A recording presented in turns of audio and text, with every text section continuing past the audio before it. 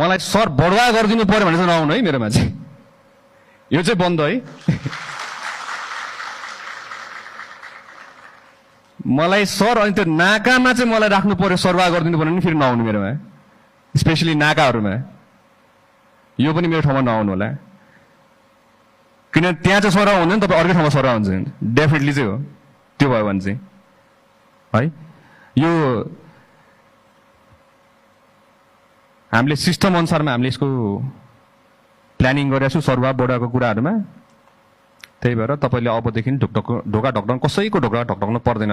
तपाईँ मेरो ढोका ढकढक्न आउनुहुन्छ भने मेरोमा चाहिँ ढोका ढकढक्दाखेरि सर मलाई समस्या पर्यो मात्र भनेर भन्दिनु, यति मात्रै भन्दिनु। म तपाईँको हरेक प्रहरीको लागि म तपाईँको आफ्नै समस्या जस्तो बुझेर म कुद्नेवाला छु, लिन्छु र म त्यसलाई समाधान गर्न भरपुर प्रयास पनि गर्नेवाला छु। धेरै अप्ठ्यारो नमान्नु, मसँग अप्ठ्यारो मान्नुपर्ने जरुरत छैन। निर्धक्क भएर मसँग तपाईँ कुरा गर्न आउनु सक्नुहुन्छ। बाहिरको विदेशको हेर्दाखेरि तपाईँले प्रहरीको लुगा हेर्दाखेरि ओहो अहिले नै क्रिमिनललाई पक्रिन्छ कि क्या हो भन्ने टाइपको लुगा हुन्छ। हाम्रो हेऱ्यो उद्रेको लुगा, खुइलेको चुस्ता, च्यातेको बुट।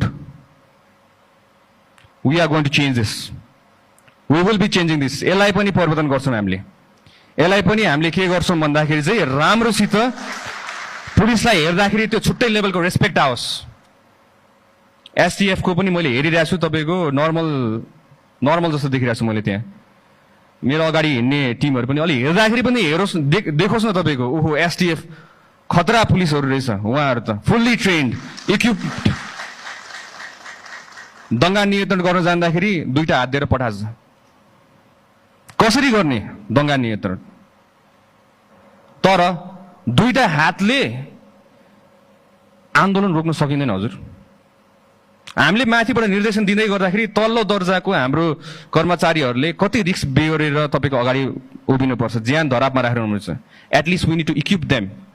तपाईँको त्यही अनुसारको शिल्ड, त्यही अनुसारको बुट, त्यही अनुसारको कम्युनिकेसन च्यानल्सहरू, इक्विपमेन्ट, गियर्स, ड्रोनको थ्रुबाट तपाईँको असुर ग्यासहरू हाम्रो फाल्न मिलिहाल्छ। त्यही अनुसारमा अनाउन्समेन्ट गर्न मिलिहाल्छ। This is called modern policing. So will be modernising police in Nepal from now on. अबदेखि हामीले आफ्नो सङ्गठनलाई नयाँ मोडर्न पुलिसिङ भनेर हामीले गर्छौँ, जसमा हामीले प्रविधि, स्रोत साधन सबैको युज गरेर हामीले त्यही अनुसारमा फुल फेजमा ट्रेनिङ दिएर हामीले बल्ल हामीले अगाडि बढाउँछौँ। Without any shield no police is going to go to handle a riot. कुनै आन्दोलन हुँदैछ भने शिल्ड बिना र फुल गियर इक्विप बिना कुनै सिपाहीलाई अगाडि नबढाउनु हुन्न। म हार्दिक